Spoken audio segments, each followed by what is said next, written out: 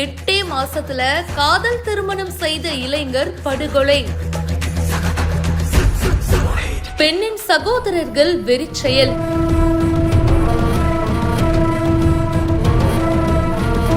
இந்த சம்பவத்துல இப்போ 3 பேரை கைது பண்ணி போலீசார் விசாரணையும் பண்ணிட்டு இருக்காங்க.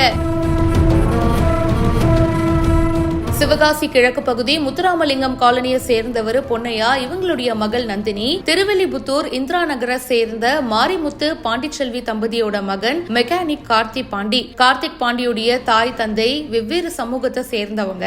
தாய் தந்தை இறந்ததுக்கு அப்புறமா கார்த்திக் பாண்டி தன்னுடைய பாட்டியோட தான் இருந்துட்டு வந்தாரு. அப்படி இருக்கும்போது இந்த நந்தினிய பார்த்து லவ் பண்ணிருக்காரு. 8 மாசத்துக்கு முன்னாடி கல்யாணமும் நடந்திருக்கு. கல்யாணம் முடிச்ச கையோடு சிவகாசி மேற்கு பகுதி ஐயம்பட்டி கிராமத்துல தனி வீடு எடுத்து இளம் தம்பதியினர் வசிச்சுட்டும் வந்தாங்க. கார்த்திக் ஒரு மெக்கானிக் ஷாப் வச்சிருக்காரு. நந்தினி பாத்தீங்கன்னா பக்கத்துல இருக்கிற சூப்பர் மார்க்கெட்ல வேலை பண்ணிட்டு இருக்காங்க. இவரு அவருடைய கடையை மூடிட்டு சரி நந்தினிய கூட்டிட்டு போலாம் அப்படின்னு சொல்லிட்டு சூப்பர் மார்க்கெட்டுக்கு வெளியே நின்னுட்டு இருந்திருக்காரு. அப்போ நந்தினியுடைய சகோதரர்கள் பாலமுருகன், தனபாலன் மற்றும் உறவினர் சிவா இவங்க 3 பேரும் இருசக்கர வாகனத்துல வந்து ஆயுதங்களால கார்த்திக் பாண்டிய தாக்க முற்பட்டாங்க. இவர் அவங்க கிட்ட இருந்து தப்பிச்சு சூப்பர் மார்க்கெட் குள்ள போயிருக்காரு. மறுபடியும் அங்க இருந்து வெளியில வரும்போது பாத்தீங்கன்னா இவங்க மடக்கி பிடிச்சு சரமாரியா வெட்டி கொலை பண்ணிருக்காங்க. இதுல சம்பவ இடத்திலேயே அவரு இறந்து போயிட்டாரு. அவரை கொலை பண்ணிட்டு வாகனத்துல தப்பி ஓடிய 3 பேரும் திருவெளிபுத்தூர் காவல் எல்லைக்கு உட்பட்ட மல்லி காவல் நிலையத்துல சரணடைஞ்சிருக்காங்க.